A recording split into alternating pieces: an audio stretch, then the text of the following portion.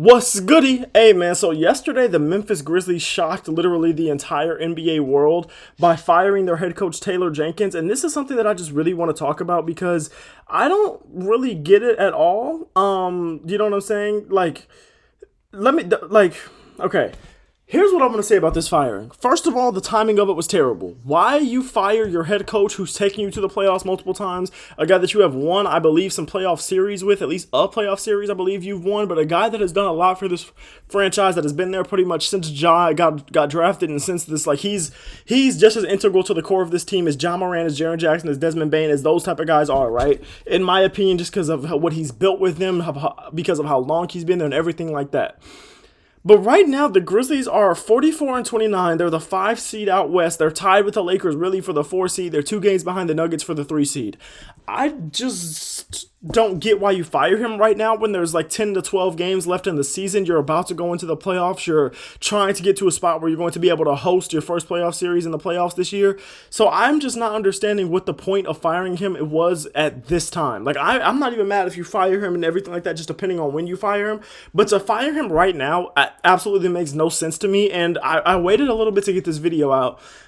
For one, because the video that I had recorded for yesterday was recorded yesterday morning, and it was before this all happened and everything like that. But then it was such a random thing that I wanted to wait to see if we could get some more context and everything like that. And from what I've seen, there is pretty much little to no more context about this firing. Like, when it happened, it was like shocking to everybody. I was watching a whole bunch of the YouTube guys that I watch that are NBA content creators, or just a whole bunch of the people that are just around the NBA world on Twitter, on Instagram, everything. I was tapped in. I was trying to see what are these people saying, and I haven't watched any of their videos or anything because I didn't really want to take anything they were saying and plagiarize it or anything. But from what I'm seeing on Twitter and everything, it seems as if there is no other context for this firing. There's not a scandal that anyone's seeing. There isn't anything like that going on. But I just believe that there has to be. Because you don't fire, even if you're going to fire Taylor Jenkins, I'm not even mad at you. Again, he wasn't my favorite coach in the league or anything like that. I think he was a good coach. I think he was a solid coach. And I think he did more with the Grizzlies this year than I expected them to do and everything like that. But it wasn't like he was a coach of the year. It wasn't like he was Eric Spoelstra. It wasn't like he was like one of these legendary coaches or anything like that. But like, he was a good coach. He was a solid coach. So I'm not super mad at the firing. I'm more mad at the timing of it. I'm mad at the randomness of it. I'm mad at the lack of transparency, the lack of clarity that we've gotten at it. Because it's like, Kenny Beecham put out this tweet yesterday right before it happened. I'm trying to figure out the last time a coach of a playoff team, not play-in, this is a playoff team as things stand right now, was fired 10 games before the playoffs started. And like, yeah, like, that's a really good point. Genuinely, when does this happen? When has this ever happened in NBA history? I just don't get it. I don't get what the point of it was. And barring some major scandal, I may never get it.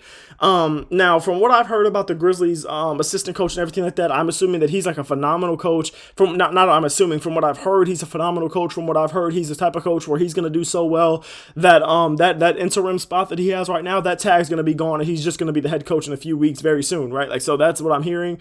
That's what I've seen, everything about that. But then a few hours ago, something came out about Ja Morant, and apparently he complained about Taylor Jenkins' new offensive scheme, saying, quote, "Some days he looks like he's ready to play, and some days he looks like he doesn't want to be there because he hates the offense." And the Grizzlies are such an interesting team because if I go look at the offensive stats for the Grizzlies right now, it's not great or anything like that. Like, Ja Morant hasn't had his best year, but for the last couple of at least weeks, I would say last couple of like maybe a month or two, he's been hooping. He's been doing very, very good. He's been showing that this is still his team and everything like that. When people like me and Jaren Jackson, well, people like me and others were saying that Jaren Jackson has been the best player on this team this season, which for the most of the season he had been. And for most of the season he has been, to be honest with you. But I was never the one that was going to go and say, oh, this is his team. But like, the team has been very good. The offensive numbers haven't been too bad or anything like that. Like, it's not like this is like the worst offense in the NBA like the Grizzlies are or anything like that. I mean, not the Grizzlies, like the Magic are or anything like that. And it's like, I just don't get how a quote comes out like this when you are only 0.2 points per game from being the best scoring offense in the NBA. Now, I'm not sure what all the advanced stats say and everything like that, but in terms of pure scoring offense, Cleveland Cavaliers, 122.3 points per game, most in the league. And then Memphis Grizzlies, 122.1, second best. How does he hate the offense? How does he look uninterested on offense when you average the second most points per game out of any team in the entire league? Like, I'm just not getting it. And you're also, like, now, the one thing that I could have understood if John Morant would have said would have been the defense. They are a bottom 5 scoring defense in the league. Their defense isn't great. Now, their defense isn't too bad or anything like that, but their defense isn't great. And I saw a stat on Twitter that was like, oh, they're 1 and whatever against teams that are, like, above 500 or something in the, in like since the turn of the calendar year or something like that, which, like, that is a bad thing or anything like that, but this isn't a team like that we thought was competing. This isn't the Boston Celtics. Like, if you have that record versus good teams as the Celtics or as the Knicks or as one of these teams that went all in and that has the roster that they think is a championship contending roster already done, like those teams, then I would get firing Taylor Jenkins, because it's like, okay, you've already catered this whole roster perfectly. You think your roster's good and everything like that. Now it's just the coach. I would get that. But this is a team that still was looking for Kevin Durant at the trade deadline. This is a team that was that still has other moves that most of us believe can be done and should be done. None of us think that this Grizzlies team with this core 3 guys of John Morant, Desmond Bane, and Jaren Jackson is a championship contending team, nor do we think that it necessarily will be anytime soon. So it's like we do believe that they still are missing a big piece. They are still missing like a 1A, even though John Morant has that potential. They're still missing a Kevin Durant. They're missing one of those guys that is just like elite, that has like that presence and also that has that veteran presence that would truly make them a contender. Don't get me wrong.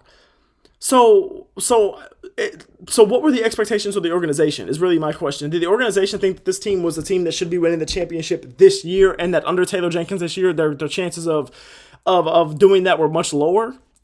Maybe that's what they thought, and we'll see if they're right or not, depending on how things go in the playoffs and everything like that. But it's just, I don't get this. This seems to me like it's sending shockwaves throughout a locker room and throughout an organization and throughout a fan base where no shockwaves needed to be sent off. If I'm a Grizzlies fan, I'm extremely happy with the way things have gone this season, considering the injuries we had. John Morant hasn't had his best season. We're still a top 5 seed in the loaded West. And we were a top 3 seed for much of the year. And even though we're down to the 5th seed now, we're still tied with the 4 seed. So it's like, and nobody, even though I was high on the Grizzlies and I expected them to be a playoff/play-in team coming into the season, I didn't expect them to be a top 3 seed for most of the season. I didn't expect them to do all that.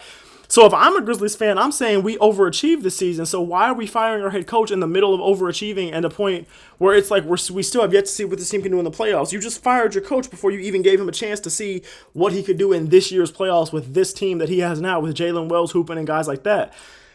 So to me, it just like seems like it does you a lot more harm than good. After this playoffs, if you get swept or something in the first round, or if you have a disappointment in the first round to your standards or to what the organization's standards might be, then you can fire Taylor Jenkins and I wouldn't even be mad at you. But right now, it seems like the worst possible time. So yeah, man, I don't know. I'm confused. Let me know what y'all think about this. Please let me know anything else y'all want to hear me talk about. Tomorrow y'all will be getting another one of my little quiz videos and everything like that, and then you might be getting a 2K video soon, so stay tuned for both of those things. But yeah, man, all glory to God. I love y'all. Thank you for watching. All right, peace.